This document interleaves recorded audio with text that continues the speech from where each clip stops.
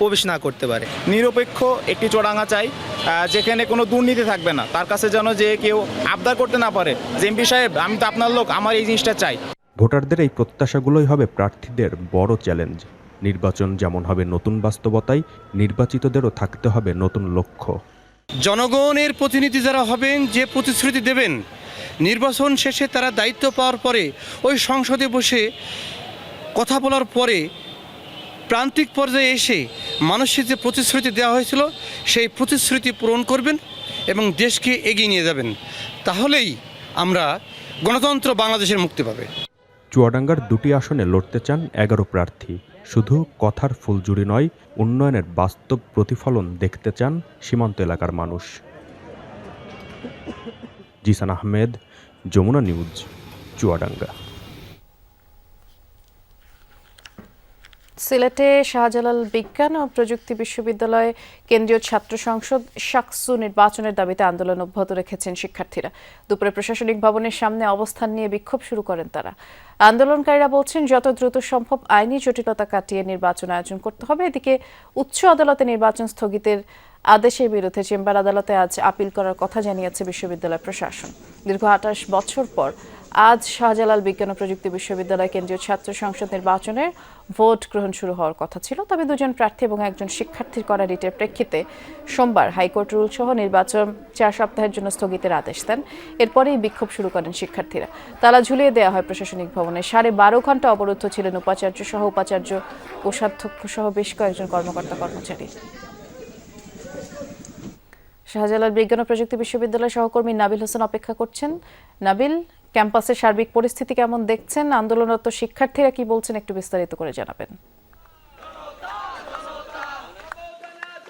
মধ্য দিয়ে তারা শাকসুর দাবিতে আন্দোলন করছেন। কিছুক্ষণ আগে শিক্ষার্থীদের একটি প্রতিনিধি দল উপরে ভিসি, প্রভিসি সহ অন্যান্য শিক্ষক কর্মকর্তাদের সাথে আলোচনা করেছে এবং সে আলোচনা শেষে তারা এসে জানিয়েছে যে বিশ্ববিদ্যালয় প্রশাসন আসলে হাইকোর্টের যে আদেশ, সেই আদেশের বিরুদ্ধে আসলে একটি আপিল করেছে, আপিল করার প্রস্তুতি নিচ্ছে। তবে এখনো পর্যন্ত সেটি আজকেই শুনানি হবে কিনা সেটি এখন পর্যন্ত তারা নিশ্চিত হতে পারেনি এবং তারা বলছে যে আসলে সরাসরি তারা বিএনপির উপর দায় দিয়ে বলছে যে বিএনপি সর্বশক্তি দিয়ে মূলত এই যে শাকসু নির্বাচন বন্ধের সকল ধরনের চেষ্টা চলছে বলে এখানে আমরা দেখেছি শিবির সমর্থিত বা স্বতন্ত্র প্যানেলের যারা ভিপি প্রার্থীরা বা জিএস প্রার্থীরা তারা সেই অভিযোগটি করেছেন। এবং কিছুক্ষণ আগে আমরা দেখলাম যে প্রশাসনিক ভবন থেকে বিশ্ববিদ্যালয় ভিসি তিনি বেরিয়ে গেছেন। তার বেরিয়ে যাওয়ার আগে আমাদের সাথে আসলে তিনি যে কথা বলেছেন সেটি হচ্ছে যে বিশ্ববিদ্যালয় প্রশাসন থেকে আইনগতভাবে যা যা করা দরকার সেটি বিশ্ববিদ্যালয় প্রশাসন করছে এবং তারা আসলে আইন মন্ত্রণালয় সহ বিভিন্ন জায়গায় যোগাযোগ করছে যে এই যে শুনানি, সেই শুনানি যাতে আজকে হয় সেই বিষয়ে তারা যথেষ্ট আসলে প্রক্রিয়া তারা অনুসরণ করছেন।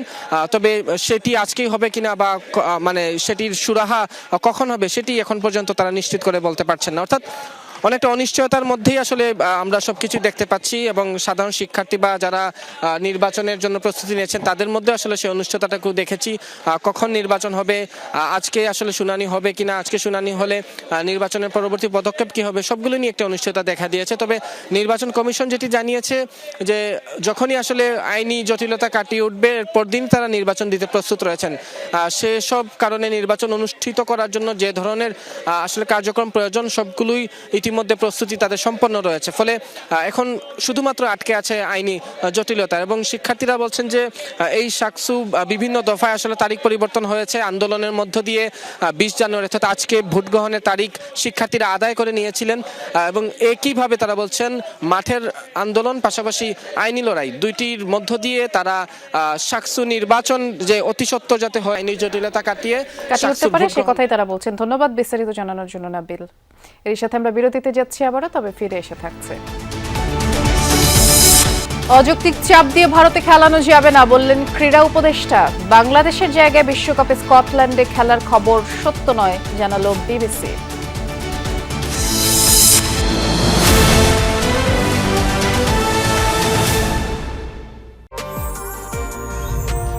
বাংলাদেশের প্রথম 5G AI ইনভার্টার যুক্ত সর্বোচ্চ বিদ্যুৎ সাশ্রয়ী Jamuna air conditioner. All time Roma, you are so divine. Chocolate delight, that is All time Roma. Taste it, love it. দেখে তো মনে হচ্ছে ভালো মানুষ। আর রাখেন, ওইটা হইলো ক্ষমতার চেয়ার, যে একবার বসে সেই বদলায় যায়। আমি এই ক্ষমতার চেয়ার চাই না, আমি চাই এই সমতার চেয়ার। নতুন জেনারেশন তো, আরে অফিসাররে একটা আরএফএল চেয়ার দে। সমতার চর্চায় প্রয়োজন শক্ত মনোবল, যেমন শক্ত মজবুত আরএফএল চেয়ার। ক্ষমতার নয়, আরএফএল চেয়ার, ক্ষমতার নয়, সমতার চেয়ার। পাইপ খারাপ তো লাইফ খারাপ। চাই ভার্জিন ম্যাটেরিয়ালে তৈরি সর্বোচ্চ শক্তির A1 thread pipe and fittings. A1 engineers number 1 choice. Install করছি, আপনি যে কোনো অ্যাপ থেকে টাকা পাঠাতে পারবেন। সেলফিন অ্যাপে যে কোনো ব্যাংকিং অ্যাপ থেকে টাকা পাঠানো এবং গ্রহণ করা যায় খুব সহজে। সেলফিন, আগামীর ব্যাংকিং। সর্বাধুনিক সিপিভিসি ম্যাটেরিয়াল দিয়ে তৈরি RFL CPVC pro pipe and fittings 93 degree Celsius পর্যন্ত গরম পানি সহ্য করতে পারে। RFL CPVC pro pipe and fittings. Vitamin ও ফাইবার সমৃদ্ধ ফ্রেশ আটা ময়দা সুজি আপনাকে দিবে সুস্বাস্থ্যের নিশ্চয়তা। ফ্রেশ আটা ময়দা সুজি, হেলদি বেশি, স্বাদেও খুশি। সাপোর্ট গ্রাস মেডি বেস্ট। চলো কোথায়? সাপোর্ট ক্রসম্যাটের অ্যান্টি স্লিপারি টেকনোলজি ও সফট টেক্সচারটায় নরম ঘাসের স্পর্শ, যেন আধুনিক জীবনে প্রকৃতির ছোঁয়া। সাপোর্ট ক্রসম্যাট, নান্দনিকতার ছোঁয়া। শুধুমাত্র বাছাইকৃত সরিষা দানা থেকে তৈরি, তাই ঝাঁঝ ও স্বাদে একদম শতভাগ। ফ্রেশ সরিষার তেল, বাংলার সেই স্বাদ। নিরাপদ ও সহজে উপবৃত্তির টাকা পেতে আজই আপনার বিকাশ অ্যাকাউন্ট সন্তানের স্কুলে রেজিস্টার করুন। ভাই, তুমি চা বানাই দিলা? এক কাপ চাই যদি বানায় খাওয়াইতে না পারি, কমিশনার হওয়ার পরে কি করবো? ভাই, তুমি যেরকম নাম্বার 1, তোমার চাও কিন্তু নাম্বার 1। এমন নাম্বার 1 মানুষদের জন্যই নাম্বার 1 চা পাতা, কন্ডেন্স মিল্ক আর চিনির দুর্দান্ত কম্বিনেশনে 1 কাপ নাম্বার 1 চা। নাম্বার 1 জয় সবসময়। ভার্জিন ম্যাটেরিয়ালে তৈরি A1 নিশ্চিত করে সঠিক পুরুত্ব আর সর্বোচ্চ চাপ প্রতিরোধী pipe and fittings. A1 engineers number 1 choice. প্রাণ লাগছি, পোলাপান কই? সবাই তো প্রাণ লাগছি খায়, আমরা খামু না? ওই তো প্রাণ লাগছি। আরাম যে কই পামু, আরাম না চাপ খামু, আরাম তো না। প্রাণ লাচ্ছি শেষ। এই নেন দুধের সব গুণাগুণ নিয়ে প্রাণ লাচ্ছি আছে আপনাকে আরাম দিতে। প্রাণ লাচ্ছি খুব খাচ্ছি, আরাম পাচ্ছি।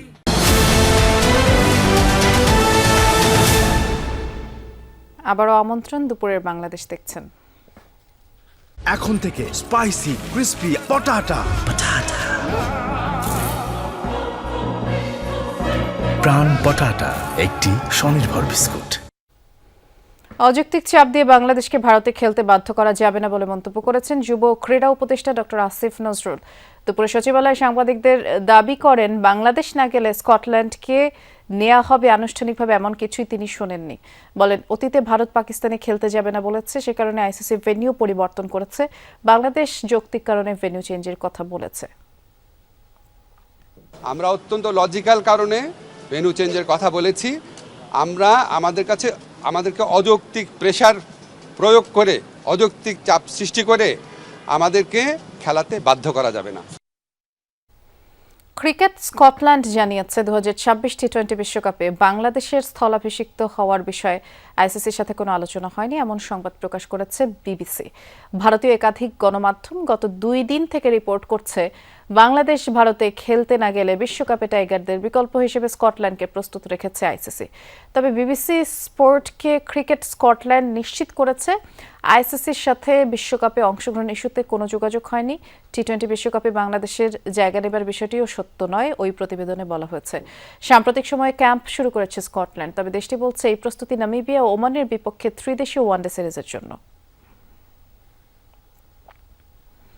ঝালকাঠিতে নিখোঁজের 8 ঘণ্টা পর সুগন্ধা নদীর পাড় থেকে এক নারীর মরদেহ উদ্ধার করা হয়েছে। ভোরে সুগন্ধা নদীর খেয়াঘাট নতুন চর এলাকা থেকে এই মরদেহ উদ্ধার করা হয়।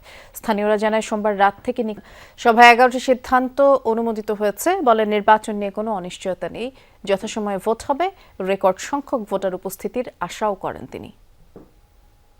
আর চিফ অ্যাডভাইজার আজকের মিটিং এ আবার নির্বাচনের কথা বলেছেন এবং নির্বাচনের আগে উনি অস্ত্র উদ্ধারের উপর জোর দিয়েছেন। উনি বলেছেন যে লুট করা অস্ত্র যে করেই হোক ইলেকশনের আগে যত দ্রুত পারা যায় এগুলোকে উদ্ধার করতে হবে। 71,98,28,000 টাকা সিসিটিভি ক্যামেরা স্থাপনের জন্য এই টাকাটা ব্যয় হবে মূলত আপনার 21,946টি অতি গুরুত্বপূর্ণ এবং ঝুঁকিপূর্ণ কেন্দ্র, যেগুলো সেখানে এই টাকাটা দিয়ে সিসিটিভি স্থাপন করা হবে। প্রতিটা কেন্দ্রে কমপক্ষে 6টা সিসি ক্যামেরা এই কেন্দ্রগুলোতে থাকবে।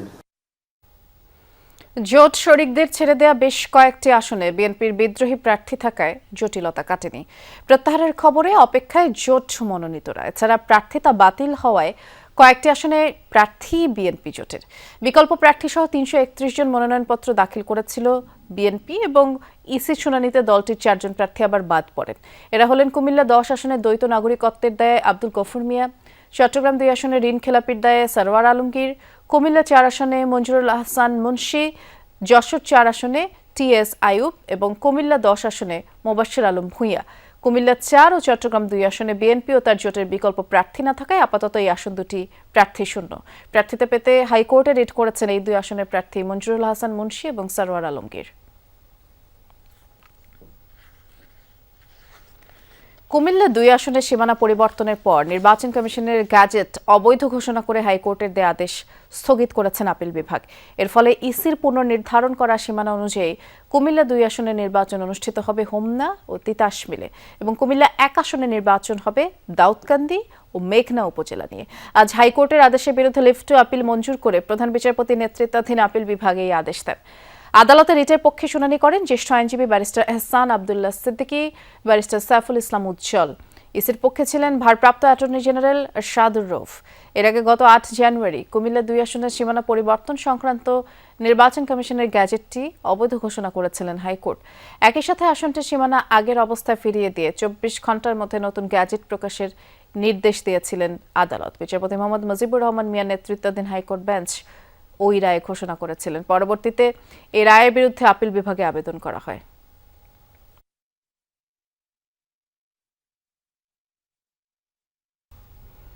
চট্টগ্রাম বিশ্ববিদ্যালয় থেকে যৌন হয়রানির দায়ে চাকরিচ্যুত হয়ে 2011 সালে ঢাকায় আসেন সহকারী অধ্যাপক আব্দুল্লাহ আল মামুন। কোচিং ব্যবসায় লাভবান হয়ে নিজেই স্কুল খুলে বনে যান প্রিন্সিপাল আর গড়ে তোলেন অপরাধের আরেক সাম্রাজ্য। আর সঙ্গী স্কুলের চেয়ারম্যান তার স্ত্রী শামিমা ইয়াসমিন মিথিলা। স্কুলের ব্যানারের আড়ালে এই দম্পতি কিশোর গ্যাং সদস্যদের পোষেন, তাদের দিয়ে করান নানান অপকর্ম। সহকর্মী লুৎফর রহমানের ছবিতে আরেক সহকর্মী রেদওয়ান আহমেদের অনুসন্ধান। উত্তরার 6 নম্বর সেক্টরের এই সড়কের দুই পাশে যেমন আছে পরিচিত স্বনামধন্য স্কুল, তেমনি নামে বেনামে চলা স্কুলের সংখ্যাও 20টির কম নয়। এত স্কুলের কাজটা কি, কারা পড়ছে সেগুলোতে? অভিযোগ আছে স্বনামধন্য স্কুল থেকে টিসি পাওয়া শিক্ষার্থীদের অতিরিক্ত টাকায় ভর্তি করিয়ে পরীক্ষা দেওয়ার ব্যবস্থা করে দেয় আশপাশের স্কুলগুলো। এ নিয়ে অনুসন্ধানে নামে টিম যমুনা। কয়েকটি স্কুলের মধ্যে নজর কাড়ে এই shelter global school and college. একটি ভবনেই 2টি স্কুলের ব্যানার। চোখে পড়ে ইন বা এডুকেশনাল ইনস্টিটিউশন আইডেন্টিফিকেশন নাম্বার, যা প্রতিষ্ঠান ভেদে ভিন্ন হওয়ার কথা থাকলেও 2টি প্রতিষ্ঠানের নম্বর একই। বিষয়টি আমরা জানাই মাধ্যমিক ও উচ্চ মাধ্যমিক শিক্ষা বোর্ডের চেয়ারম্যানকে। নাম্বার ব্যবহার করে স্কুল পরিচালনা করতে পারে কিনা এটি তো পড়ার কোনো প্রশ্নই ওঠে না। তিনি নিজেও নাকি জানেন না এই খবর, তবে বললেন আইনানুগ ব্যবস্থা নেবেন। আমাদের বোর্ড তো বন্ধ করা কি, খোলাই যদি না থাকে বোর্ডের তরফ থেকে তো বন্ধ করব কি? আমরা তো খুলতে অনুমতি দিই না। সেগুলো হবে, সেগুলো ব্যবস্থা হবে। ইন নাম্বার, নকল ইন নাম্বার কার নামে আছে, যার নামে আছে তাকেও তো দোষী করতে হবে যে আপনার নামে আর একজন ব্যবহার করছে, আপনার অনুমতি আছে কিনা বা আপনি এর সঙ্গে জড়িত কিনা। অনুসন্ধানে স্কুলটির আরও কিছু খবর আসে আমাদের হাতে। লিজ নিয়ে এই ভবনটিতে 2022 সালে স্কুল প্রতিষ্ঠা করেন আব্দুল্লাহ আল মামুন নামে এই ব্যক্তি, যাকে 2010 সালে যৌন হয়রানির অভিযোগের সত্যতা পেলে চাকুরিচ্যুত করা হয় চট্টগ্রাম বিশ্ববিদ্যালয় থেকে। তারপর ঢাকায় এসে প্রথমে কোচিং সেন্টার, পরে স্কুল খুলে ফেলেন তিনি। শুরু হয় প্রতারণা আর জালিয়াতির নতুন অধ্যায়। স্কুলের আড়ালে চালান কিশোর গ্যাং। বেশিরভাগ শিক্ষার্থীদের কেউই থাকে না 1 বছরের বেশি। অলমোস্ট অল মেল স্টুডেন্টস তারা কিশোর গ্যাংয়ের সাথে জড়িত, অ্যান্ড আমাদের টিচাররা কি এনকারেজ করে তাদের কোনো ঝামেলা টামেলা হলে তাদেরকে ডাকে। ওই যে ভাড়া নিয়ে বাড়িওয়ালার গার্ডরেও মার দিছে, জানেন আপনারা? আমরা ইনসিডেন্টটা হয়েছিল বাড়িওয়ালার সাথে ঝগড়া দেখেছি। এখন তারা যে এটা তাদের মধ্যে একটা জিনিস সেপারেটেড করা জিনিস, কিন্তু তারা স্টুডেন্টদেরকে ডেকে বলছে যে বাড়িওয়ালাকে মারতে, তাদের দারোয়ানকে মারতে, কেয়ারটেকারকে মারতে। ভবন মালিকের অভিযোগ, লিজ নিয়ে পুরো টাকা পরিশোধ করেননি এই অধ্যাপক মামুন। ভাড়াও দেন না প্রায় 10 মাস। থানায় তার নামে আছে নানা অভিযোগ। স্কুলের শিক্ষার্থী আর তার পোশাক কিশোর গ্যাং সদস্যদের নিয়ে মারধর করেন বাসার কেয়ারটেকারকেও। ছাত্রগুলো খুব একটা সুবিধার না, সে বিড়ি টিড়ি সবকিছু খায়, গাঁজা টাঞ্জা সবই খায়, প্রিন্সিপাল খালি দড়ি মারে, সবকিছু জানি যে আমি। দখল করার ইন্টেনশন নিয়ে এখানে আছেন এবং হচ্ছে গিয়ে ওনারা হচ্ছে বিভিন্ন সময়ে হচ্ছে গিয়ে আমাদের এরকম ইঙ্গিত দিয়েছেন যে আমাদের বাড়ি থেকে নাকি আমাদেরকে বের করে দিবেন, তারা নাকি এখানে হচ্ছে স্থায়ীভাবে থাকবেন। আমরা এবার প্রিন্সিপাল আব্দুল্লাহ আল মামুনের কাছে। রুমের ভেতরে প্রবেশ করতেই হোঁচট খাই। আগে থেকেই ছিল 4 কিশোর গ্যাং সদস্য। যমুনা টিভির আসার খবর জেনে তাদের আনা হয় টঙ্গী থেকে। রুমে আরও ছিলেন মামুনের স্ত্রী শামিমা ইয়াসমিন মিথিলা, যিনি স্কুলটির চেয়ারম্যান। এইটা যখন আমি লাগাইতেছিলাম তখন আমার নিজেরই মনে হইতেছিল যে আমার মনে হয় একদিন প্রশ্নের সম্মুখীন হতে হবে। আজকে মনে হয় সেই দিন 13, 45, 26 হলো আপনার উত্তর কলেজে। এটা আমার একটা ভুল, কিন্তু আমি মার্কেটিংটা বাচ্চা বেশি আকর্ষণ করতে পারবো, এই জন্য আমি এটা লাগাইছিলাম। এবার প্রশ্ন উত্তরে জট খোলার পালা। আমাদের প্রশ্নবাণে অকপটে স্বীকার করেন অপরাধের কথা। আইনের কথা বলেন, এক কথা তাহলে আইনসম্মত না, তবে এটাতে বেআইনেরও কিছু না। কেননা যেহেতু শেল্টার গ্লোবাল স্কুলে যে শিক্ষার্থীগুলো ভর্তি হয় তারা উত্তরা রেসিডেন্সিয়াল কলেজের নামেই রেজিস্ট্রেশন পায় এবং সেই নামে তারা পরীক্ষা দেয়। আমাদের কাছে রাজুক কলেজ থেকে যে সমস্ত শিক্ষার্থীরা নানাভাবে বঞ্চিত হয়ে আসে, আমরা তাদেরকে ভর্তি নিয়ে থাকি এবং 6 থেকে এসএসসি পরীক্ষার্থী পর্যন্ত বেশ কিছু বাচ্চা এবছর এসেছে। স্কুলের চেয়ারম্যান মিথিলা তার রাজনৈতিক প্রভাবের হুমকিও দেন আমাদের। ছবি দেখান বিএনপি নেতাদের সাথে। এসব ছবির সত্যতা নিয়ে প্রশ্ন থাকলেও এগুলোর মাধ্যমেই ভয়ভীতি দেখান সবাইকে। তো আমার আসন থেকে নমিনেশন প্রত্যাশী ছিলাম, তো আমাকে লিডার শান্ত করলেন যে সংরক্ষিত জন্য। ভবনটির 750 মিটার অদূরে উত্তরা পূর্ব থানা। অভিযোগ, প্রশাসনের যোগসাজশ আছে মামুনের এই ধরনের কর্মকাণ্ডে। গত 2 মাসে এই থানায় 2 জন নতুন ওসি আসেন দায়িত্বে। আগের বেশিরভাগ কর্মকর্তাই নেই এখন। রেদওয়ান আহমেদ, যমুনা নিউজ, ঢাকা। চট্টগ্রামের সীতাকুণ্ডে অভিযানে গিয়ে সন্ত্রাসী হামলায় র্যাব কর্মকর্তা নিহতের পর থমথমে জঙ্গল সলিমপুর এলাকা। গুরুতর আহত 3 জনের চিকিৎসা চলছে সিএমএইচে। র্যাব জানায় একটি আভিযানিক দল সোমবার বিকেলে জঙ্গল সলিমপুরে অভিযান পরিচালনা করতে যায়। এ সময় তাদের উপর অতর্কিত হামলা চালায় সন্ত্রাসীরা। গুরুতর আহত হন 4 জন র্যাব সদস্য। তাদের উদ্ধার করে সিএমএইচ হাসপাতালে নেওয়া হলে মোহাম্মদ মোতালেবকে মৃত ঘোষণা করেন চিকিৎসক। তিনি র্যাব 7-এর উপসহকারী পরিচালক হিসেবে কর্মরত ছিলেন। এ ঘটনার পর থেকে জঙ্গল সলিমপুরে থমথমে পরিস্থিতি বিরাজ করছে। অতিরিক্ত পুলিশ ও র্যাব সদস্য মোতায়েন করা হয়েছে।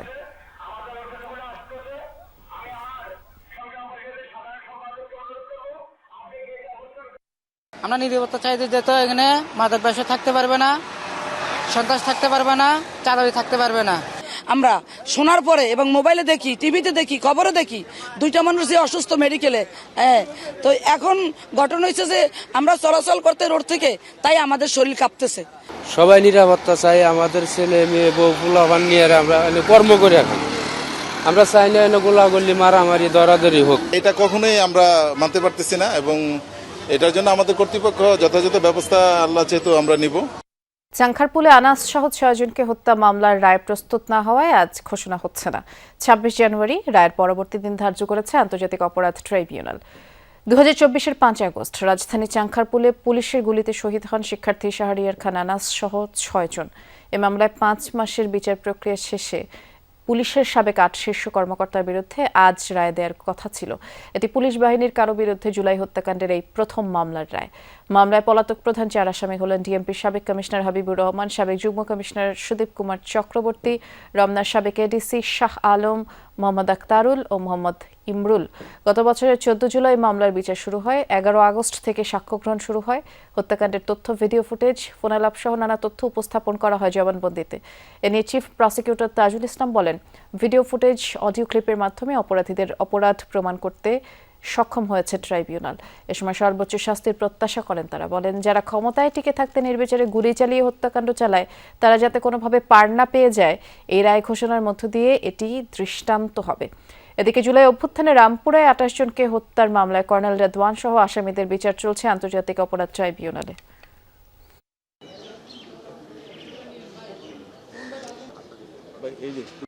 ট্রাইব্যুনাল এবং এই বিচার সেটা সমাপ্ত হয়েছে, রায়ের পর্যায়ে আছে, রায় হবে এবং ন্যায় বিচার নিশ্চিত করা হবে। সুতরাং ভবিষ্যতে ক্ষমতায় টিকে থাকার জন্য রাষ্ট্রের যন্ত্রকে ব্যবহার করে সিভিলিয়ানদের উপরে, নাগরিকদের বুকে গুলি চালানোর দুঃসাহস ভবিষ্যতে কোনো শাসক বা স্বৈর শাসক কখনো যাতে না দেখায়, এই বিচারগুলো হবে তার দৃষ্টান্ত। সিলেট 1 আসনে যে দল জয়ী হয় তারাই যায় রাষ্ট্র ক্ষমতায়। দীর্ঘদিন ধরে এমন মিথ প্রচলিত। পথ পরিবর্তনের পর এই আসনটি নিজেদের করতে মরিয়া বিএনপি ও জামায়াত, দুই দলই জয়ের ব্যাপারে আশাবাদী। আবার ভোটাররাও মুখিয়ে রয়েছেন নিজেদের পছন্দের প্রার্থীকে জয়যুক্ত করতে। তবে শঙ্কাও রয়েছে ভোটের দিনের পরিবেশ নিয়ে। সিলেট সিটি কর্পোরেশনের 36টি ওয়ার্ড এবং সদর উপজেলার 7টি ইউনিয়ন নিয়ে গঠিত সংসদীয় আসন সিলেট 1। স্বাধীনতার পর থেকে 2024 পর্যন্ত এই আসনে বিজয়ী দলই কাকতালীয়ভাবে আসীন হয়েছে রাষ্ট্র ক্ষমতায়। পরিবর্তিত পরিস্থিতিতে এই আসনে জয় পেতে মরিয়া বিএনপি ও জামায়াত। ভোটাররাও মুখিয়ে আছেন নিজেদের পছন্দের প্রার্থীকে জয়যুক্ত করতে। তবে কিছুটা শঙ্কাও রয়েছে ভোটের দিনের পরিবেশ নিয়ে। ফেসিবাদের জমানায় যা হয়েছে সেরকম আমরা আর চাই না। এখন আমরা সুস্থ নির্বাচন চাই। আমরা যার কাছে আমাদের এই মূল্যবান ভোট আমরা তাকেই দিব, যার কাছে আমরা দেশ নিরাপদ মনে করব। দেশের ওখানে বুঝদার বহুত মানুষ আছে, সবে সচেতন ভোটার, তারা বিবেক বিবেচনা করবো, করিও তারা যে সুন্দর ওই ধরনের ভোটটা দিব। নিরাপদভাবে যে ভোট দিব, ওই নিরাপত্তাটা অনেক সময় দেখা যাচ্ছে যে দিতে পারতেছে না সরকার। ওই নিরাপত্তাটা চাই। আচরণবিধির নিয়মের বেড়াজালে মাঠে এখনো নেই তেমন তোড়জোড়। ধানের শীষের প্রার্থী বলছেন দেশের মানুষ বিএনপিকে গ্রহণ করেছে, তাই বিজয়ের আশাও প্রকাশ করেন তিনি। অন্যদিকে জয়ের প্রত্যাশা ব্যক্ত করলেন জামায়াত প্রার্থীও। যতবার সুষ্ঠু নির্বাচন হয়েছে তার বেশিরভাগ সময়ে বিএনপি জয়লাভ করেছে এই আসনে। সিলেটে আমরা কি পরিবর্তন আনবো সেগুলি আমরা পরিকল্পনাগুলি কম বেশি মানুষের সামনে উপস্থাপন করেছি। তো আমার বিশ্বাস আমরা যে সাড়া পেয়েছি মানুষের কাছ থেকে, আশা করি ভোটের দিনেও সেটার প্রতিফলন আমরা দেখতে পাবো। রাজনৈতিক দলেরও পরিবর্তন চায়, একটা আওয়াজ আসে সারা দেশেই যে সবাইকে দেখেছি আমরা এখন নতুন মুখ দেখতে চাই। সন্ত্রাস, চাঁদাবাজি এবং দুর্নীতি, এই তিনটা জিনিসের দ্বারা মানুষ অতিষ্ঠ, তাই এটা থেকে মুক্ত হতে চায়। আর মুক্ত হওয়ার জন্য জামাতকেই বাছাই করে নেবে আমার বিশ্বাস। এই আসনে মোট ভোটার সংখ্যা প্রায় 6,81,000। এর মধ্যে সিটি কর্পোরেশনে প্রায় 4,86,000 আর বাকি 1/3 বাস নগরীর বাইরের 7 ইউনিয়নে। মাহবুবুর রহমান রিপন, যমুনা নিউজ, সিলেট। ভোট আসে, ভোট যায়, প্রার্থীরা প্রতিশ্রুতি দেয়, নির্বাচিতও হয়। তবে খুব একটা ভাগ্য বদল হয় না চুয়াডাঙ্গার মানুষের। এবারে নির্বাচনে নিজেদের প্রত্যাশার প্রাপ্তির পুরোটা বুঝে নিতে চান ভোটাররা। তাদের চাওয়া আসন্ন নির্বাচন যেমন হবে ইতিহাসের অংশ, আর নির্বাচিত সংসদ সদস্যরাও রাখবেন সফলতার স্বাক্ষর। জেলার সমস্যাগুলো চিহ্নিত করে সমাধানের পাশাপাশি সুশাসন প্রতিষ্ঠা ও গণতান্ত্রিক চর্চায় এগিয়ে থাকা প্রার্থীদের নিয়েও আলোচনা চলছে সবখানে। দেশের দক্ষিণ পশ্চিমের সীমান্তবর্তী জেলা চুয়াডাঙ্গায় এবার মোট ভোটার 10 লাখেরও বেশি। 2 আসনে নির্বাচিত হবেন 2 জন প্রতিনিধি, যাদের ঘিরে আবর্তিত হচ্ছে জেলার সাধারণ মানুষের প্রত্যাশা। অতীতে উন্নয়নের নানা প্রতিশ্রুতি দিয়েছেন অনেকেই, সংসদেও গেছেন, কিন্তু ভোটারদের প্রাপ্তির খাতা শূন্য। পূর্বের মতো কেবল ইতিহাস হতে নয়, বরং সফলতার ছোঁয়া রাখতে হবে নির্বাচিতদের, বলছেন ভোটাররা। শান্তিপ্রিয় একটা দেশ চাই, যেখানে যেই দল এসে শুধু আমাদেরকে কি দিতে পারবে, প্রত্যেকটা কাজের ক্ষেত্রে আমাদেরকে সমান অধিকার রাখবে, সমানভাবে আমরা যাতে চলাফেরা করতে পারি। যে প্রার্থীরা আছে তারা যেন যে প্রতিশ্রুতি দিয়েছে সেটা থেকে কখনো বিমুখ না হয়, কারণ আমরা অতীতে দেখেছি যারা প্রত্যাশা দিয়েছিল সেই প্রত্যাশা থেকে কিন্তু তারা কখনো সেগুলো পূরণ করেনি। ইতিপূর্বে যারা নির্বাচিত হয়েছেন তারা আসলে ব্যক্তি পর্যায়ে যে উন্নতিটা সাধন করেছেন, চুয়াডাঙ্গা জেলার মানুষের জন্য আসলে সে ধরনের কাজ করেননি। আমাদের শিক্ষা খাত, তারপরে হচ্ছে আমাদের স্বাস্থ্য খাত, সব জায়গাটাই ভীষণভাবে নড়বড়ে আছে। শুধু অবকাঠামোগত উন্নয়ন নয়, সেই সাথে সুশাসন ও গণতন্ত্র চর্চার নিশ্চয়তা চান জেলার সাধারণ মানুষ। দুর্নীতিমুক্ত সমাজ গড়তে যারা অগ্রণী ভূমিকা রাখবেন তাদেরকেই বেছে নিতে চান তারা। আমার বড়রা যারা আছে শুনেছিলাম যে ভোট দিতে নাকি তাদের হয়নি, তারা যদি ভোটও না দিয়েছে তো অটোমেটিক নাকি তাদের ভোট হয়ে গেছে। তো এবার আমার প্রত্যাশা যে এবার ওই ধরনের কিছুই হবে না। বর্ডারের ঠিক পার্শ্ববর্তী জেলা, তো এখানে অনেক মাদকের একটা চালান আমাদের এই জেলার উপর দিয়ে যাচ্ছে। তো আমরা সর্বপ্রথম চাই যে এমপি হোক এই বিষয়টা নিয়ে কাজ করবে, যে মাদক যেন আমাদের জেলাতে প্রবেশ না করতে পারে। নিরপেক্ষ একটি চুয়াডাঙ্গা চাই, যেখানে কোনো দুর্নীতি থাকবে না, তার কাছে যেন যে কেউ আবদার করতে না পারে যে এমপি সাহেব আমি তো আপনার লোক, আমার এই জিনিসটা চাই। ভোটারদের এই প্রত্যাশাগুলোই হবে প্রার্থীদের বড় চ্যালেঞ্জ। নির্বাচন যেমন হবে নতুন বাস্তবতায়, নির্বাচিতদেরও থাকতে হবে নতুন লক্ষ্য। জনগণের প্রতিনিধি যারা হবেন, যে প্রতিশ্রুতি দেবেন, নির্বাচন শেষে তারা দায়িত্ব পাওয়ার পরে ওই সংসদে বসে কথা বলার পরে প্রান্তিক পর্যায়ে এসে মানুষের যে প্রতিশ্রুতি দেওয়া হয়েছিল সেই প্রতিশ্রুতি পূরণ করবেন এবং দেশকে এগিয়ে নিয়ে যাবেন। তাহলেই আমরা গণতন্ত্র বাংলাদেশের মুক্তি পাবে। চুয়াডাঙ্গার দুটি আসনে লড়তে চান 11 প্রার্থী। শুধু কথার ফুলজুরি নয়, উন্নয়নের বাস্তব প্রতিফলন দেখতে চান সীমান্ত এলাকার মানুষ। জিসান আহমেদ, যমুনা নিউজ, চুয়াডাঙ্গা। সিলেটে শাহজালাল বিজ্ঞান ও প্রযুক্তি বিশ্ববিদ্যালয়ে কেন্দ্রীয় ছাত্র সংসদ শাকসু নির্বাচনের দাবিতে আন্দোলন অব্যাহত রেখেছেন শিক্ষার্থীরা। দুপুরে প্রশাসনিক ভবনের সামনে অবস্থান নিয়ে বিক্ষোভ শুরু করেন তারা। আন্দোলনকারীরা বলছেন যত দ্রুত সম্ভব আইনি জটিলতা কাটিয়ে নির্বাচন আয়োজন করতে হবে। এদিকে উচ্চ আদালতে নির্বাচন স্থগিতের আদেশের বিরুদ্ধে চেম্বার আদালতে আজ আপিল করার কথা জানিয়েছে বিশ্ববিদ্যালয় প্রশাসন। দীর্ঘ 28 বছর পর আজ শাহজালাল বিজ্ঞান ও প্রযুক্তি বিশ্ববিদ্যালয় কেন্দ্রীয় ছাত্র সংসদ নির্বাচনের ভোট গ্রহণ শুরু হওয়ার কথা ছিল, তবে 2 প্রার্থী এবং 1 শিক্ষার্থীর করা রিটের প্রেক্ষিতে সোমবার হাইকোর্ট রুল সহ নির্বাচন 4 সপ্তাহের জন্য স্থগিতের আদেশ দেন। এরপরেই বিক্ষোভ শুরু করেন শিক্ষার্থীরা। তালা ঝুলিয়ে দেওয়া হয় প্রশাসনিক ভবনে। 12.5 ঘন্টা অবরুদ্ধ ছিলেন উপাচার্য সহ উপাচার্য, কোষাধ্যক্ষ সহ বেশ কয়েকজন কর্মকর্তা কর্মচারী। শাহজালাল বিজ্ঞান ও প্রযুক্তি বিশ্ববিদ্যালয়ের সহকর্মী নাবিল হোসেন অপেক্ষা করছেন। নাবিল, ক্যাম্পাসের সার্বিক পরিস্থিতি কেমন দেখছেন? আন্দোলনরত শিক্ষার্থীরা কি বলছেন একটু বিস্তারিত করে জানাবেন।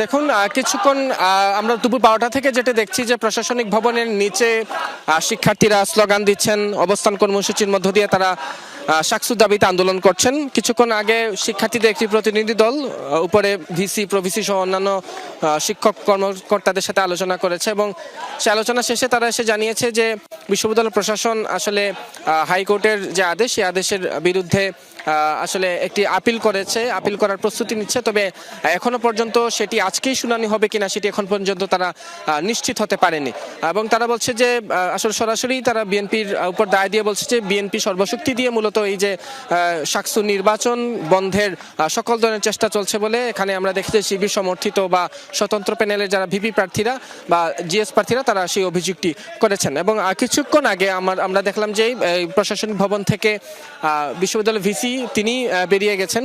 তারা বেরিয়ে যাওয়ার আগে আমাদের সাথে আসলে তিনি যে কথা বলেছেন সেটি হচ্ছে যে বিশ্ববিদ্যালয় প্রশাসন থেকে আইনগতভাবে যা যা করা দরকার সেটি বিশ্ববিদ্যালয় প্রশাসন করছে এবং তারা আসলে আইন মন্ত্রণালয় সহ বিভিন্ন জায়গায় যোগাযোগ করছে যে এই যে শুনানি, সেই শুনানি যাতে আজকে হয় সেই বিষয়ে তারা যথেষ্ট আসলে প্রক্রিয়া তারা অনুসরণ করছেন। তবে সেটি আজকেই হবে কিনা বা সেটির সুরাহা কখন হবে সেটি এখন পর্যন্ত তারা নিশ্চিত করে বলতে পারছেন না। অর্থাৎ অনেকটা অনিশ্চয়তার মধ্যেই আসলে আমরা সবকিছু দেখতে পাচ্ছি এবং সাধারণ শিক্ষার্থী বা যারা নির্বাচনের জন্য প্রস্তুতি নিয়েছেন তাদের মধ্যে আসলে সেই অনিশ্চয়তাটাকে দেখেছি।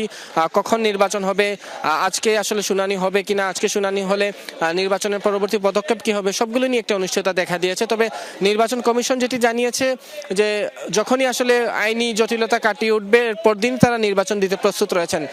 সেসব কারণে নির্বাচন অনুষ্ঠিত করার জন্য যে ধরনের আসলে কার্যক্রম প্রয়োজন সবগুলোই ইতিমধ্যে প্রস্তুতি তাদের সম্পন্ন রয়েছে। ফলে এখন শুধুমাত্র আটকে আছে আইনি জটিলতা। এবং শিক্ষার্থীরা বলছেন যে এই শাকসু বিভিন্ন দফায় আসলে তারিখ পরিবর্তন হয়েছে। আন্দোলনের মধ্য দিয়ে 20 জানুয়ারি অর্থাৎ আজকে ভোট গ্রহণের তারিখ শিক্ষার্থীরা আদায় করে নিয়েছিলেন এবং একইভাবে তারা বলছেন মাঠের আন্দোলন পাশাপাশি আইনি লড়াই দুইটির মধ্য দিয়ে তারা শাকসু নির্বাচন যে অতি সত্বর যাতে হয় সেই দাবিও আসলে তারা আদায় করে নেবেন, এমন কথা এমন স্লোগানই আমরা আসলে প্রশাসনিক ভবনের নিচ থেকে শুনছি। এবং আমরা বিশ্ববিদ্যালয় প্রশাসনও বলছে তারা আন্তরিক যাতে দ্রুত সময়ের মধ্যে আইনি জটিলতা কাটিয়ে উঠতে পারে সে কথাই তারা বলছেন। ধন্যবাদ বিস্তারিত জানানোর জন্য নাবিল। অযৌক্তিক চাপ দিয়ে বাংলাদেশকে ভারতে খেলতে বাধ্য করা যাবে না বলে মন্তব্য করেছেন যুব ক্রীড়া উপদেষ্টা ডক্টর আসিফ নজরুল। দুপুরে সচিবালয়ে সাংবাদিকদের দাবি করেন বাংলাদেশ না গেলে স্কটল্যান্ডকে নেওয়া হবে আনুষ্ঠানিকভাবে, এমন কিছুই তিনি শোনেননি। বলেন অতীতে ভারত পাকিস্তানে খেলতে যাবে না বলেছে, সে কারণে আইসিসি ভেন্যু পরিবর্তন করেছে। বাংলাদেশ যৌক্তিক কারণে ভেন্যু চেঞ্জের কথা বলেছে। আমরা অত্যন্ত লজিক্যাল কারণে ভেন্যু চেঞ্জের কথা বলেছি। আমরা আমাদেরকে অযৌক্তিক প্রেসার প্রয়োগ করে অযৌক্তিক চাপ সৃষ্টি করে আমাদেরকে খেলাতে বাধ্য করা যাবে না। ক্রিকেট স্কটল্যান্ড জানিয়েছে 2026 টি-20 বিশ্বকাপে বাংলাদেশের স্থলাভিষিক্ত হওয়ার বিষয়ে আইসিসির সাথে কোনো আলোচনা হয়নি, এমন সংবাদ প্রকাশ করেছে বিবিসি। ভারতীয় একাধিক গণমাধ্যম গত 2 দিন থেকে রিপোর্ট করছে বাংলাদেশ ভারতে খেলতে না গেলে বিশ্বকাপে টাইগারদের বিকল্প হিসেবে স্কটল্যান্ডকে প্রস্তুত রেখেছে আইসিসি। তবে বিবিসি স্পোর্টকে ক্রিকেট স্কটল্যান্ড নিশ্চিত করেছে আইসিসির সাথে বিশ্বকাপে অংশগ্রহণ ইস্যুতে কোনো যোগাযোগ হয়নি। টি-20 বিশ্বকাপে বাংলাদেশের জায়গা নেবার বিষয়টিও সত্য নয়, ওই প্রতিবেদনে বলা হয়েছে। সাম্প্রতিক সময়ে ক্যাম্প শুরু করেছে স্কটল্যান্ড, তবে দেশটি বলছে এই প্রস্তুতি নামিবিয়া ও ওমানের বিপক্ষে ত্রিদেশীয় ওয়ানডে সিরিজের জন্য। ঝালকাঠিতে নিখোঁজের 8 ঘণ্টা পর সুগন্ধা নদীর পাড় থেকে এক নারীর মরদেহ উদ্ধার করা হয়েছে। ভোরে সুগন্ধা নদীর খেয়াঘাট নতুন চর এলাকা থেকে এই মরদেহ উদ্ধার করা হয়। স্থানীয়রা জানায় সোমবার রাত থেকে নিখোঁজ ছিলেন নীলুফা ইয়াসমিন নামের মধ্যবয়সী এক নারী। পরিবারের সদস্যরা খোঁজাখুঁজি করলেও তার সন্ধান পাওয়া যায়নি। সকালে নদীর তীরে মরদেহ পড়ে থাকতে দেখে স্থানীয়রা পুলিশকে খবর দেয়। পুলিশ মরদেহ উদ্ধার করে ময়নাতদন্তের জন্য সদর হাসপাতালের মর্গে পাঠায়। নিহত নীলুফা স্থানীয় শুকুর মিয়ার স্ত্রী।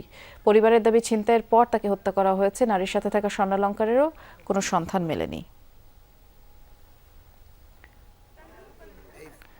ভাড়াটিয়ার অধিকার নিশ্চিত করতে নতুন নির্দেশিকা প্রকাশ করেছে ঢাকা উত্তর সিটি কর্পোরেশন। দুপুরে নগর ভবনে ব্রিফিংয়ে ঢাকা উত্তর সিটি কর্পোরেশনের প্রশাসক মোহাম্মদ এজাজ বলেছেন ভাড়াটিয়ার অধিকার সুরক্ষা এবং ভাড়া সংক্রান্ত হয়রানি কমাতে এই নির্দেশিকা প্রণয়ন করা হয়েছে। নির্দেশিকায় বলা হয়েছে বাড়িওয়ালাকে বাড়ি বসবাসযোগ্য রাখতে হবে, গ্যাস বিদ্যুৎ পানি সহ সব ইউটিলিটি সুবিধা নিশ্চিত করতে হবে, 2 বছরের আগে কোনো অবস্থাতেই ভাড়া বাড়ানো যাবে না, ভাড়া বৃদ্ধির হার বাজার মূল্যের 15% বেশি হতে পারবে না, ভাড়া নেওয়ার সময় সর্বোচ্চ 1 থেকে 3 মাসের বেশি অগ্রিম নেওয়া যাবে না বলেও নির্দেশিকায় উল্লেখ করা হয়। ভাড়া সংক্রান্ত কোনো বিরোধ হলে তা আগে ওয়ার্ড বা জোন ভিত্তিক সমিতির মাধ্যমে সমাধানের আহ্বান জানানো হয়েছে। আর নির্দেশিকা বাস্তবায়নের মাধ্যমে সুশৃঙ্খল স্বচ্ছ ভাড়া ব্যবস্থা গড়ে উঠবে বলে আশা উত্তর সিটি প্রশাসক মোহাম্মদ এজাজের।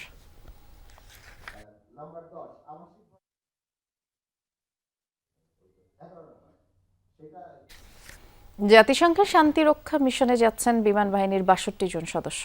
সকালে বিমান বাহিনী সদর দপ্তরে কঙ্গোতে নিয়োজিত জাতিসংঘ শান্তিরক্ষা মিশনের কন্টিনজেন্ট বা NATO 15 সদস্যদের উদ্দেশ্যে দিক নির্দেশনামূলক ভাষণ দেন বিমান বাহিনীর প্রধান air chief marshal Hasan Mahmud খান।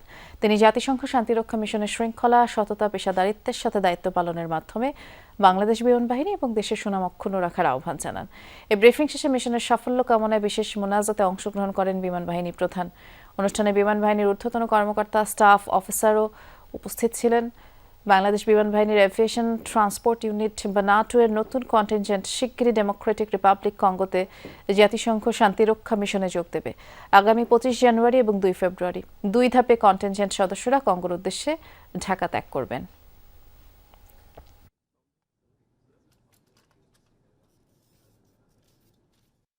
আমি দৃঢ়ভাবে বিশ্বাস করি পারস্পরিক সহযোগিতা, নিষ্ঠা, শৃঙ্খলা খুব ইম্পর্টেন্ট এবং সামরিক কমান্ড কন্ট্রোলের সর্বোচ্চ চর্চার মাধ্যমে আপনাদের পূর্বসূরিদের সুনাম আপনারা সমুন্নত রাখবেন।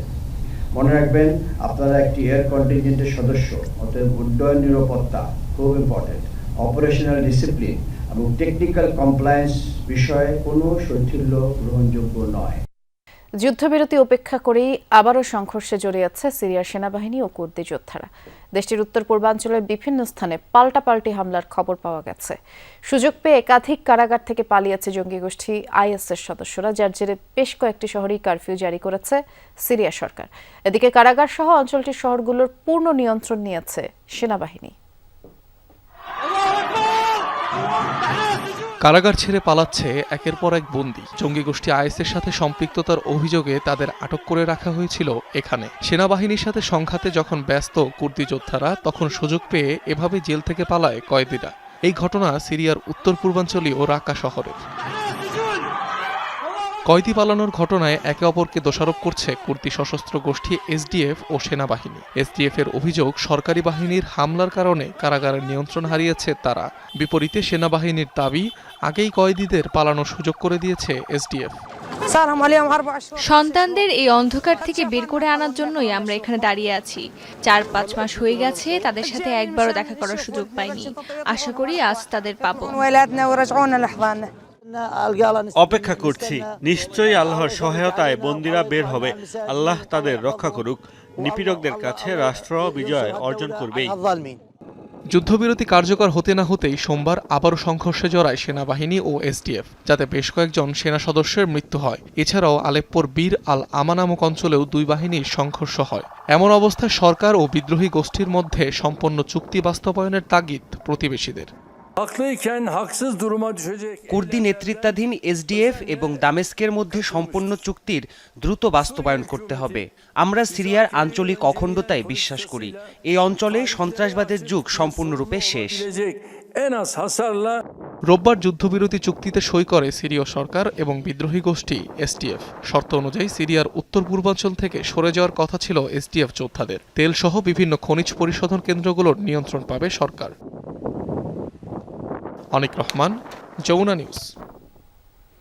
ইয়েমেন ইস্যুতে এবার নতুন উত্তেজনা তৈরি হয়েছে সৌদি আরব ও সংযুক্ত আরব আমিরাতের সম্পর্কে। ইয়েমেনে গোপন কারাগার পরিচালনার অভিযোগ উঠেছে আবুধাবির বিরুদ্ধে। বন্দরনগরী মুকাল্লার পাশে অবস্থিত বিমান ঘাঁটিতে যার অবস্থান ছিল। এক সংবাদ সম্মেলনে এই অভিযোগ তুলেছেন ইয়েমেনের সৌদি সমর্থিত সরকারের শীর্ষ কর্মকর্তা। দাবি, বন্দীদের নির্যাতনের প্রমাণও মিলেছে। পাশাপাশি বেশ কিছু অস্ত্র ও বিস্ফোরক উদ্ধারের কথাও জানিয়েছে তারা, যদিও এসব অভিযোগ অস্বীকার করেছে সংযুক্ত আরব আমিরাত।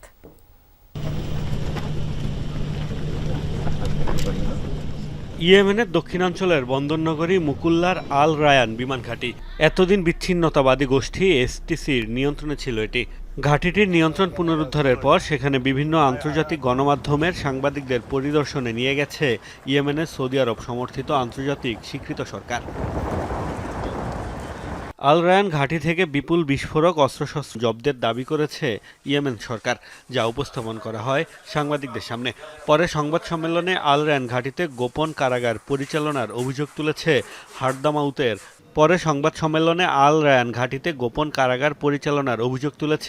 হাদ্রামাউতের গভর্নর সালেম আল খানবাসি। দাবি, সংযুক্ত আরব আমিরাত নিয়ন্ত্রণ করত এই কারাগার, তবে এখানে কারাবন্দী ছিল তার তথ্য দেয়নি তারা। প্রিয় ভাইয়েরা, আমরা সন্দেহজনক ও ভয়াবহ যেসব প্রমাণ পেয়েছি আজ আপনাদের সামনে তা উপস্থাপন করব। গভীর দুঃখের সাথে আমরা আমিরাতের বাহিনী দ্বারা ব্যবহৃত বেশ কয়েকটি গোপন কারাগারের সন্ধান পেয়েছি। আমাদের জনগণের বিরুদ্ধে সংঘটিত অপরাধগুলো নথিভুক্ত করা হচ্ছে।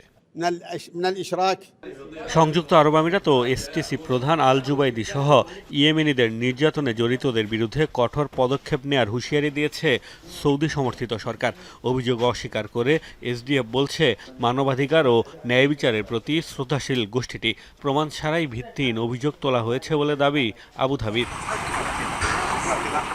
গত ডিসেম্বর থেকে সরকারি বাহিনী ও এসটিসির সংঘাতের জেরে উত্তেজনা ছড়িয়েছে সংযুক্ত আরব আমিরাত ও সৌদি আরবের সম্পর্কে। গুরুতর এই অভিযোগের পর সেই উত্তেজনা আরও বাড়বে বলে শঙ্কা বিশ্লেষকদের। মোস্তফা মাহমুদ, যমুনা নিউজ। তুষারপাতে অদৃশ্য গোটা একটা শহর। কয়েক মিটার পর্যন্ত একেবারে বরফে ঢাকা পড়েছে বিশাল ভবন। তুষারের আস্তরণে ঢাকা রাস্তায় আটকা পড়েছে শত শত যানবাহন। বলছি রাশিয়ার দূরবর্তী কামচাটকা উপদ্বীপের কথা। 6 দশকের তীব্রতম তুষারপাতের কবলে পড়েছে এই অঞ্চলটি। বিপর্যয় নেমে এসেছে জনজীবনে।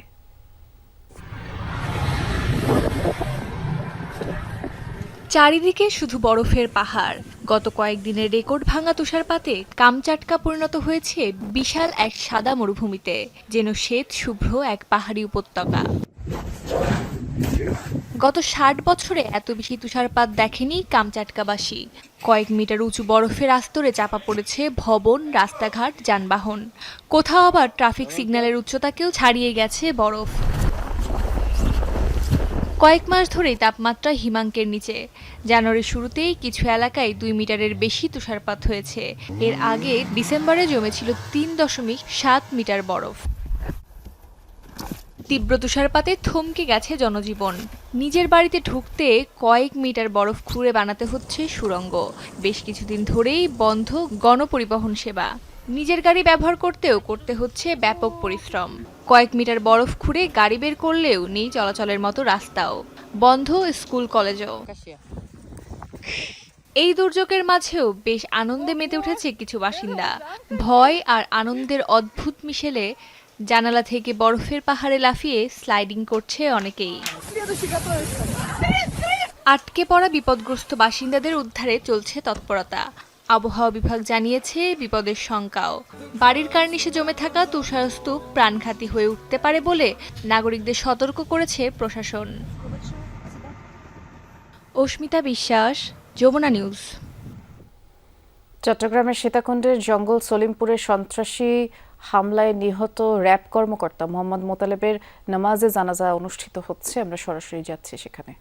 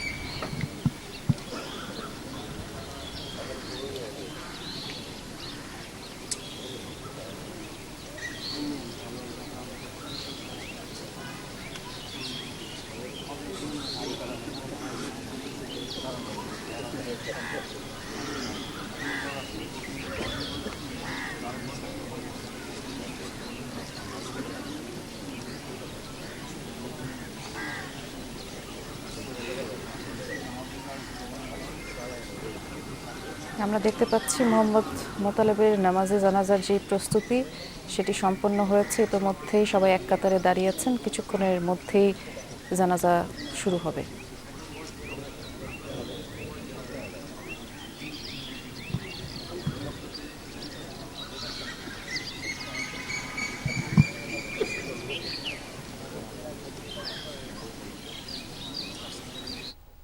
জানাজার প্রস্তুতি চলছে, কিছুক্ষণের মধ্যেই শুরু হবে। যেমনটি আপনারা জানেন, গতকাল বিকেলে চট্টগ্রামের সীতাকুণ্ডের সলিমপুর জঙ্গলে একটি অভিযানে গিয়ে সন্ত্রাসী হামলায় নিহত হন র্যাব কর্মকর্তা মোহাম্মদ মোতালেব। তারই নামাজে জানাজার প্রস্তুতি চলছিল, সরাসরি দেখাচ্ছিলাম। আর এরই সাথে দুপুরে বাংলাদেশে আয়োজন শেষ করছি। সাথে থাকার জন্য ধন্যবাদ সবাইকে।